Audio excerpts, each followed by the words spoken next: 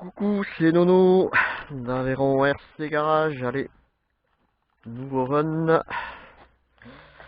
du DBX 07. On va aller faire du mumuse.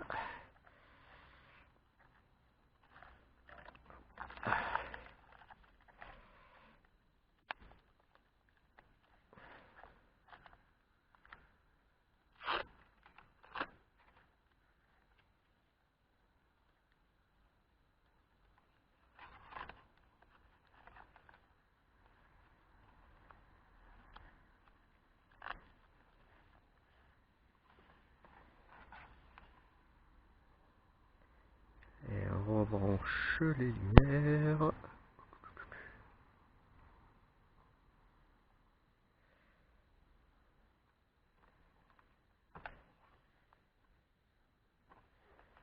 Voilà, on allume la radio.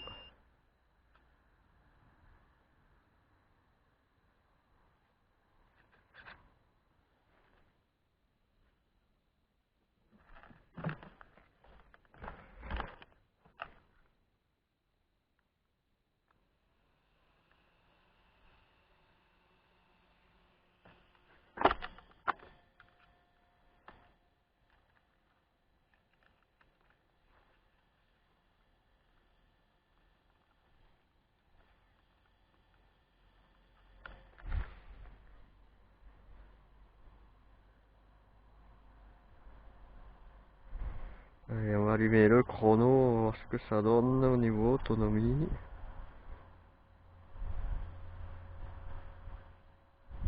Allez, c'est parti.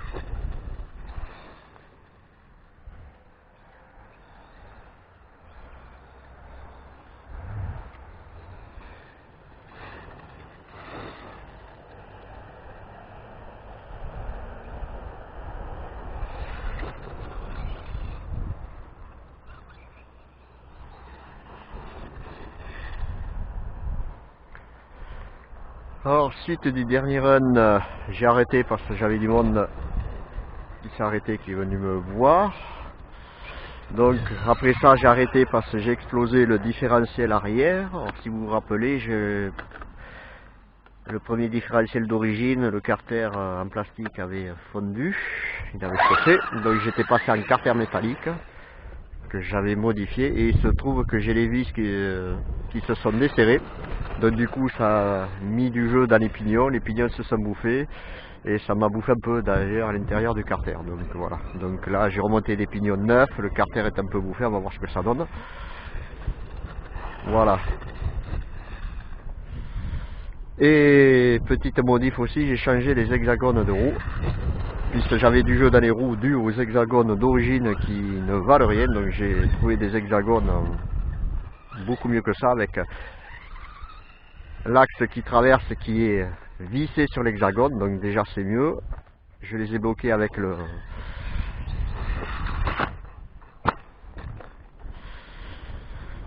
Je les ai bloqués avec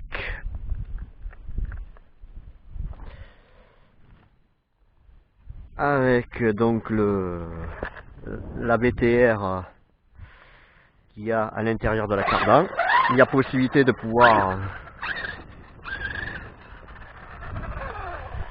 la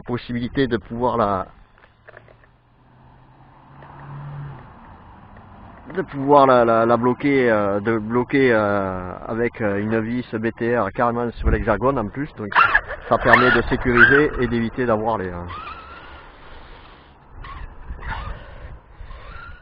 les axes d'hexagone qui se barrent, et surtout ça bloque bien. Il y a du jeu comme ça, et il n'y a plus de jeu comme ça, et au moins le seul jeu que j'ai maintenant, mais c'est dû à la qualité de plastique, donc là ça je pourrais rien faire d'autre malheureusement. Donc voilà, ça le jeu dans les plastiques, c'est au niveau des axes et tout ça, c'est la qualité des plastiques qui fait comme ça, et là ce jeu on ne peut pas le rattraper malheureusement. Donc on va voir au niveau du différentiel ce que ça donne. Si ça tient, autrement il faudra que je change à nouveau le différentiel, le corps de différentiel. Donc voilà, donc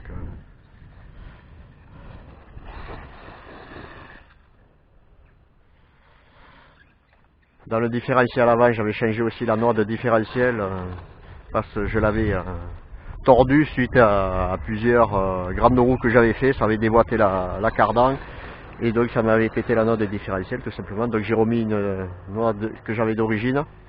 Donc au bout du premier pack déjà elle est vachement marquée, donc ce qui montre que la qualité des noix d'origine ne vaut rien par rapport aux versions renforcées qui s'usent beaucoup moins. Donc voilà, donc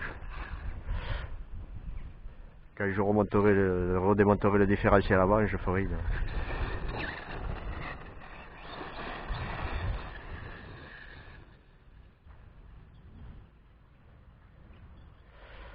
je remettrai l'origine,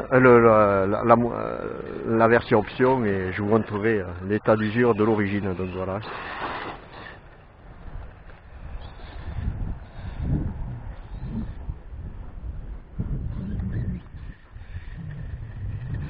Donc logiquement je ne devrais plus avoir de problème d'axe de roue qui se barre, hein, comme j'ai pu avoir. On va voir si donc ces hexagones de roue tiennent, ne prennent pas de jeu. Parce que le but c'est justement qu'ils tiennent dans le temps, hein, parce que bon, les hexagones d'origine en fait ont du jeu sur les axes de cardan, et donc au final c'est pas terrible.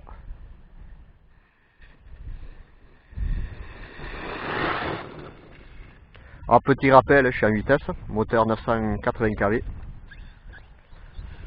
Alors pour ceux qui se disent ouais mais c'est trop vitesse avec un moteur en 49,85, alors petit rappel, d'origine c'est du 6S,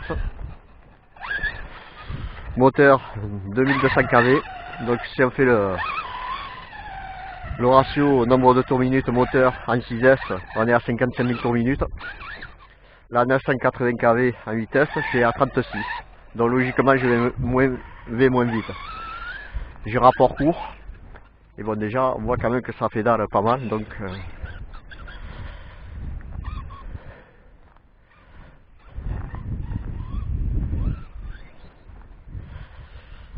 Et ça permet d'avoir moins de chauffe, avec une bonne autonomie, et de faire moins souffrir aussi l'hélipo, ce qui n'est pas négligeable.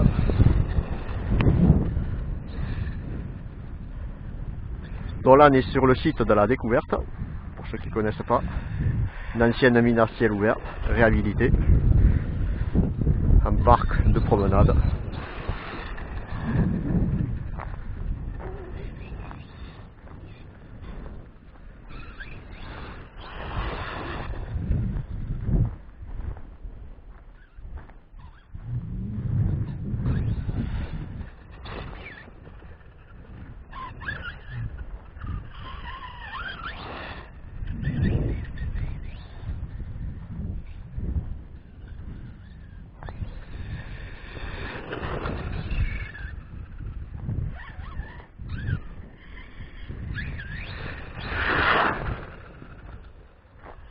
Après, pour ce qui est des différentiels, le différentiel avant, il est d'origine.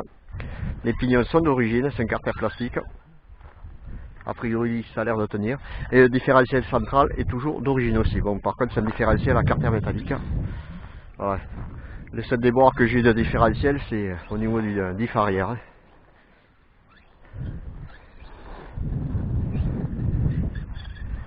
Après, au niveau de la transmission centrale, couronne, noix de cardan et cardan, c'est d'origine.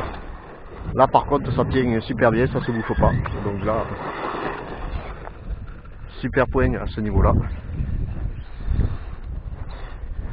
Après, au niveau cardan avant, c'est des cardans CVD. Je déplore que celles-ci prennent très vite du jeu au niveau de l'articulation. Voilà. Une meilleure qualité aurait été mieux, mais bon, on fait avec. Après, bon, les cardans valent pas cher non plus. Il faut compter 16 € les deux. Bon. Voilà, après, bon, c'est comme je l'ai répété, tout dépend le prix qu'on met dans cet engin. Jusqu'à 500 € ça va. Au-delà, si vous le trouvez à 600, 700 €, 650, fuyez, parce que ça vaut pas le prix.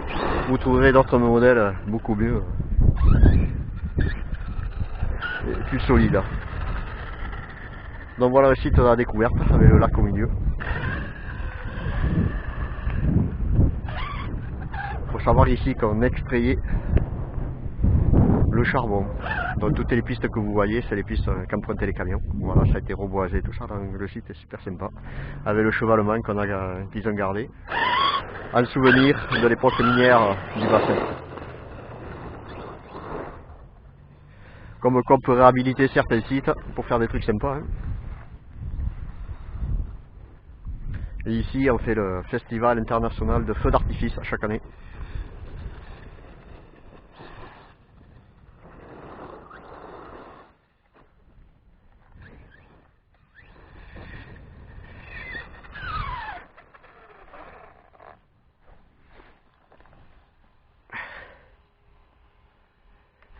Voilà, je ne sais pas si vous le voyez. Donc là, cardan, la noix de cardan, option. Et la noix de cardan d'origine, je ne sais pas si vous le voyez là. On voit l'usure. Elle a 2 packs, au moins. Et elle était neuve.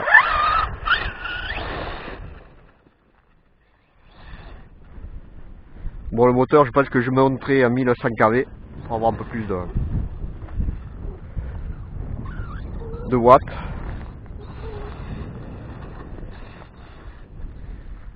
Voilà, sachant que j'avais changé le moteur, plus dessus j'avais un 1717 Newcastle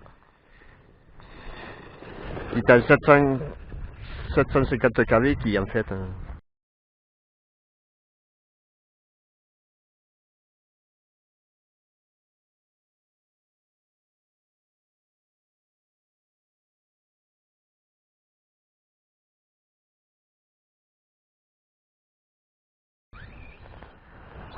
ne sortait pas les kV. Sortait plus de kV que ce qui était marqué, donc du coup.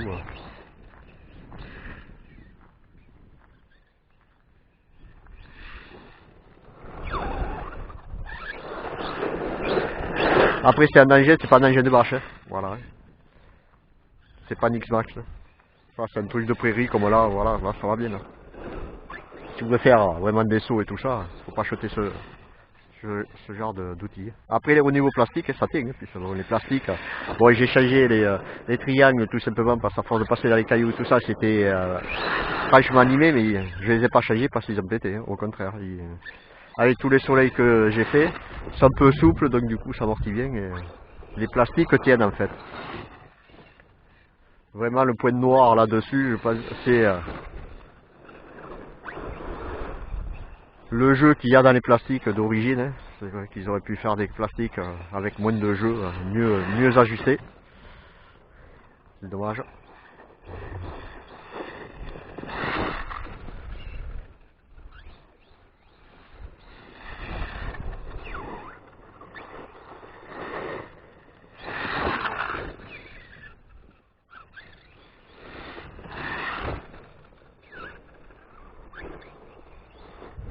Alors j'avais un pignon de 14 que j'avais monté où c'était beaucoup mieux. Il y avait un peu plus de pointe, un peu plus de patate. Le seul truc c'est que le BTR de blocage est en 4 mm et donc ça se débloque. Et vu la taille du BTR pour le bloquer avec la clé, si j'en force trop la clé se ripe dedans. Et donc du coup j'ai remonté le pignon de 13 où là le BTR est en 5 de blocage, donc du coup là ça se bloque beaucoup mieux, c'est nettement mieux. Alors j'ai tenté de repercer pour passer en 5 mm, sauf que les pignons sont très durs. Et du coup, ben, j'ai pété le tarot dans le pignon. Donc le pignon est parti à la poubelle. Donc il faudrait que j'arrive à trouver un tarot extra dur avec un forêt pour repercer extra dur. Donc si vous avez des références, n'hésitez pas à me le dire. Donc c'est pas déboîté. Alors là, le gros défaut quand tu fait des soleils comme ça, c'est que ça aurait tendance à avoir la cardane qui se déboîte. Donc ça n'a pas été le cas. Donc là, quand on voit tous les soleils que je fais, les plastiques tiennent quand même. Après, on va voir s'il y a du jeu. Non, il y a...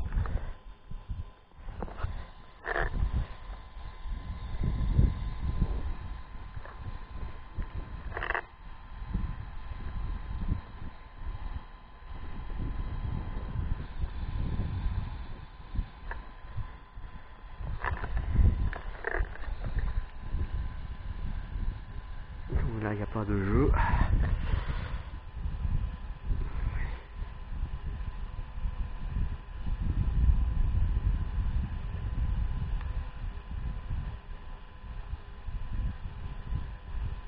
Allez, il y a un peu de jeu. Après, j'avais collé les roulements parce que les roulements avaient tendance à avoir un peu de jeu sur la fusée. Donc. Ah, donc c'est pour ça que je vous dis, cet outil, ce genre de modèle, 500 € maxi, parce que bon, les ajustements ne sont pas quand même de super grande qualité. Hein. Et malheureusement, on voit les prix augmenter aux alentours de 650 €, donc je vous dis clairement, même en RTR, c'est beaucoup trop cher. Voilà, ça les vaut pas quoi. Ça les vaut pas, il vaut mieux acheter un X-Max d'occasion plutôt que...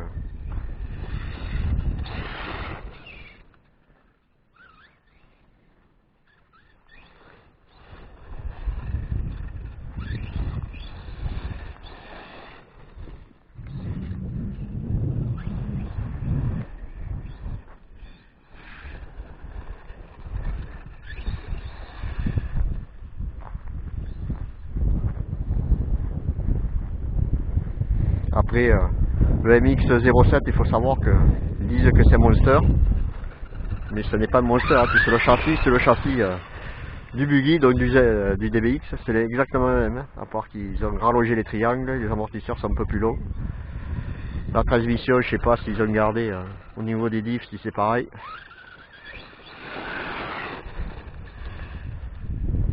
Les cellules, c'est les mêmes, donc...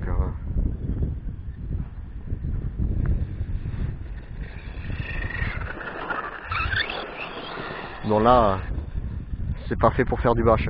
bien que les vidéos ils font du bâche et tout, quand on cherche un peu, ben, on se rend compte qu'il y a les mêmes défauts que sur le DBX. Si on fait des sauts, ben, la cellule arrière va péter. Alors, la cellule avant c'est la même, mais bon, elle lâche pas tout simplement parce qu'il y a la plaque de support du sauve-cerveau qui maintient au châssis, donc du coup ça fait un renfort. À l'arrière hier ça y est pas. Et certains qui ont fait des essais, mais qu'est-ce qui s'est passé? Ben, la cellule arrière au niveau du renfort de châssis qui traverse, qui relie l'avant à l'arrière, mais ça a pété. Donc voilà.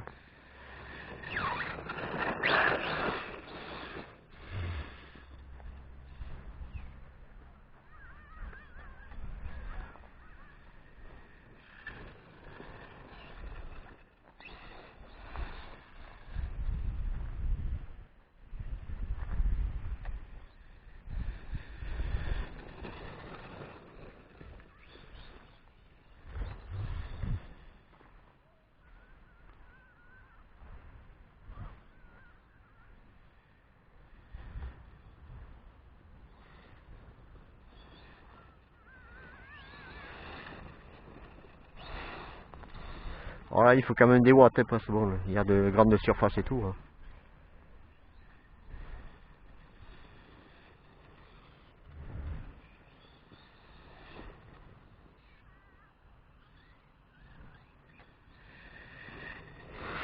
Après, les pneus par contre tiennent super bien. Hein.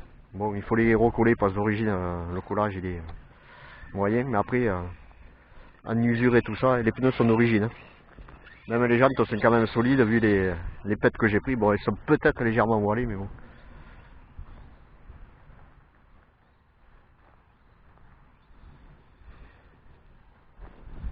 Après, il faut faire gaffe dans l'herbe parce qu'il y a quand même de l'accroche latérale et vous avez dû voir, il a tendance à vite se retourner.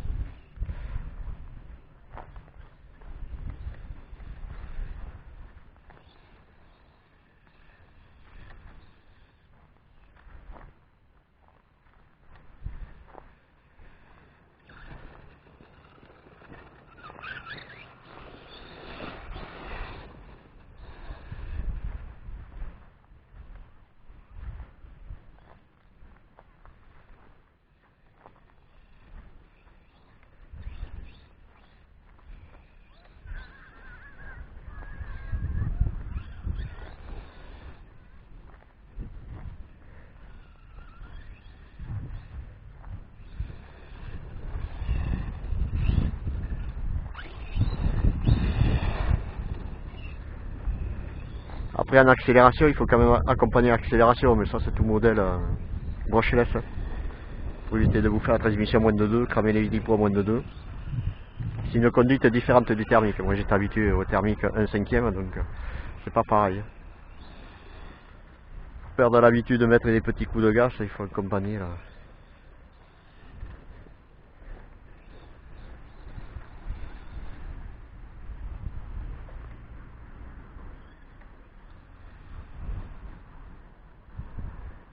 Après c'est vrai qu'il est super sympa à avoir évolué, hein, ça c'est vrai que...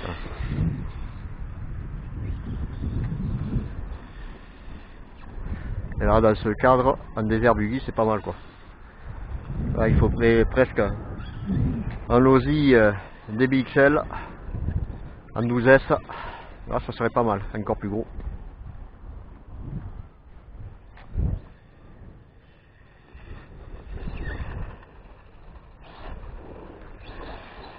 Alors moi je suis habitué à FG où on fait des packs et des packs sans rien qui se passe, sans rien qui s'use, à part la couronne transmission, mais bon, elle c'est normal, c'est une pièce fusible. Après, les roulements c'est rare quand on les change.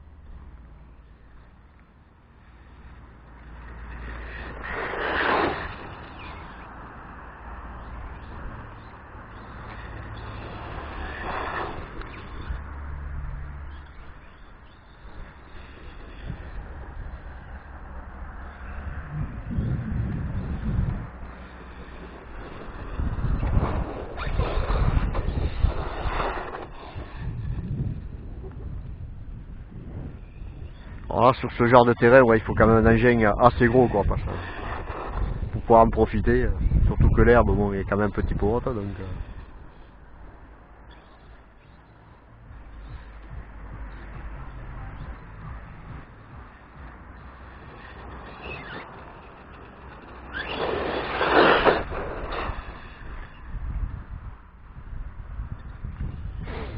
Voilà. Alors dites-moi vos engins préférés dans les commentaires, si vous voulez commenter, qu'est-ce que vous aimez comme engin, quel type d'engin, est-ce que vous faites que du TT, que de la piste, faites les deux comme moi. Quel est votre engin avec lequel vraiment vous vous éclatez? Moi je préfère du coup, j'aime les deux, la piste et le TT, mais bon il est vrai que le TT je peux davantage en profiter parce qu'il y a davantage d'espace pour ça. La piste, bon il faut aller sur les parkings et tout ça, et c'est vrai que en 1/5e c'est assez limité parce qu'il faut quand même de la place. C'est des engins qui wattent beaucoup plus. Ah ouais. Parce que là je suis en vitesse avec un 49-85, mais bon sur la FG en vitesse j'ai un 56-113, donc non 56-112. Donc c'est moteur qui wattent beaucoup plus. Hein.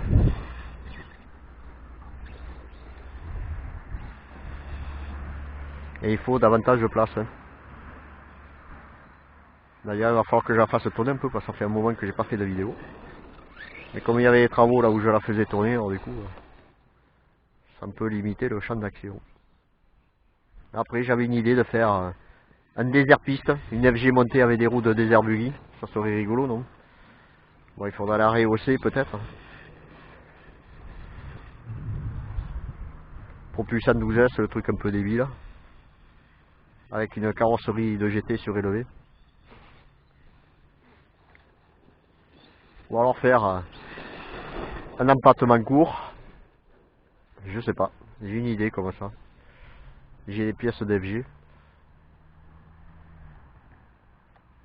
Après je sais pas si le châssis tiendrait parce que châssis sur les FG, châssis normaux, ils ont tendance à se plier un peu en deux.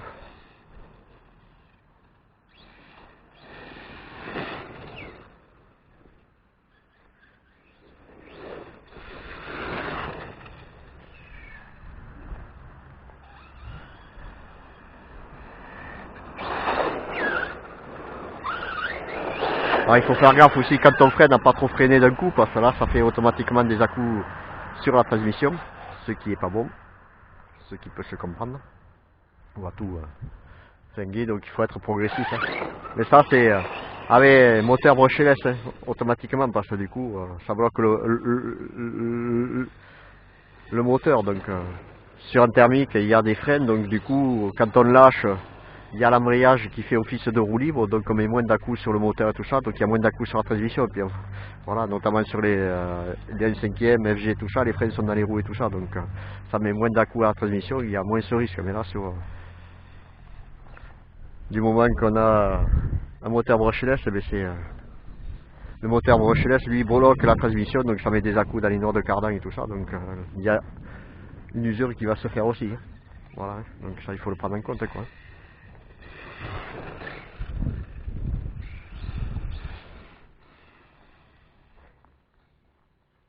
Bon pour l'instant tout se passe bien, j'ai rien pété encore, j'ai rien qui s'est barré. C'est quand même plutôt rare, hein, parce qu'à chaque fois que je fais une vidéo, j'ai un truc qui lâche.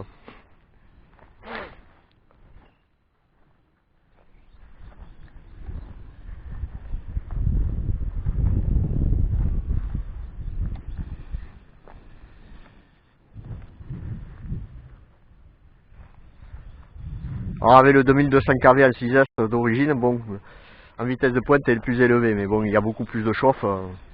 Le moteur est plus petit aussi parce que je crois que c'est une 42-74 si mes souvenirs sont bons.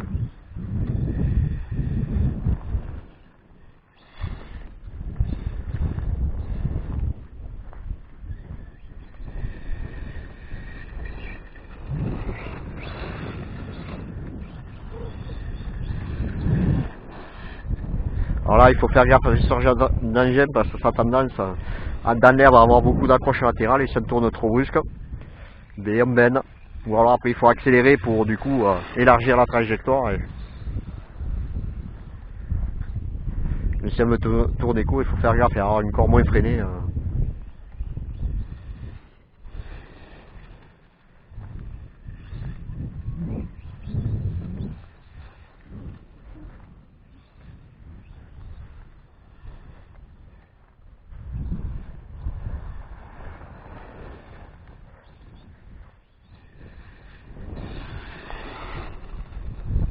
Alors là, automatiquement, sur des zones comme ça, on fait quand même chauffer. Donc,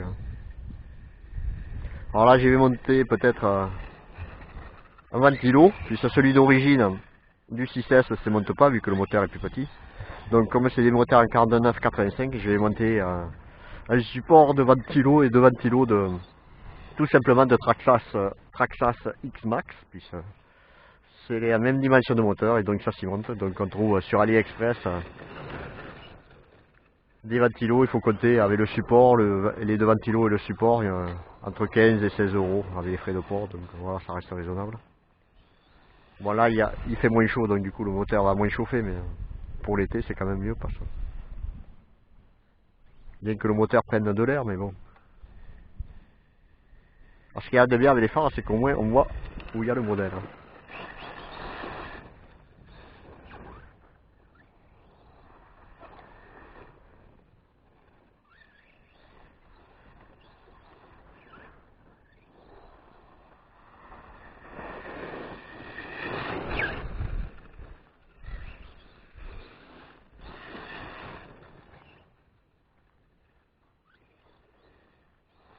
Voilà, donc ce modèle, c'est de toute façon dans cette catégorie, même en X-Max et tout ça, c'est pas destiné aux débutants. Voilà, déjà il faut savoir un peu piloter, savoir bricoler aussi, beaucoup bricoler. Parce que c'est quand même des engins qui vont vite, qui peuvent être dangereux s'il y a du monde autour, donc voilà, donc même si c'est plaisant à conduire et tout ça, ça ne s'adresse pas à un débutant. On va pas filer ça à un gamin ou même à quelqu'un, un adulte qui débute. On va pas leur conseiller ça, on va conseiller quelque chose de moins puissant pour se faire la main et tout ça. Et après évoluer petit à petit.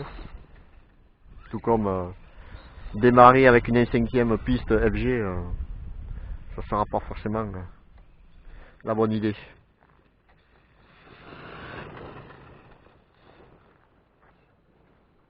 Après chacun est libre de faire comme il veut, c'est clair. Il n'y a pas de règle, mais voilà. Alors, il faudra que je fasse un petit retour sur ce ZD, voilà, ce qui va pas, les modifs à faire quand on a ce genre de modèle. Des modifs obligatoires à faire de toute façon.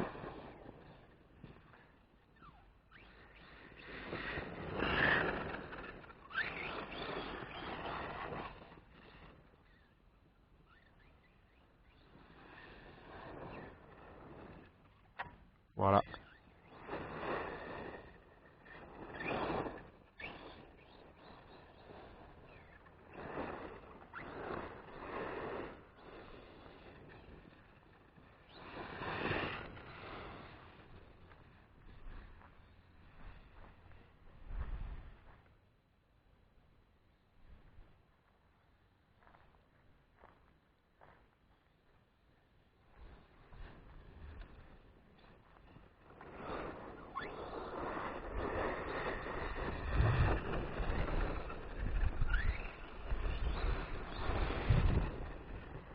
Alors bien sûr, quand on tourne sur un terrain vague et tout ça, il faut quand même regarder où on met les roues, parce que des fois il peut y avoir des trous qu'on voit pas et tout ça, il se gamellait.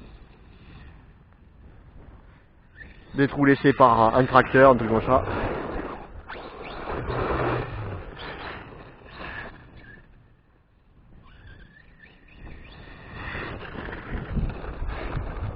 Ah. Alors quand je disais qu'il m'est rien arrivé,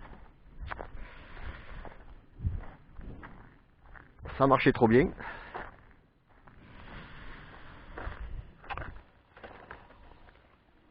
Ah mais là au moins. Donc là qu'est-ce qui s'est passé? Et les vis se sont barrées. Magnifique. Avec qu'est-ce qui s'est barré? Eh bien, les deux cales, donc super. Quand je vous dis que c'est pas un engin de débutant, qu'il y a toujours des bricoles à faire, magnifique. Allez, on arrête.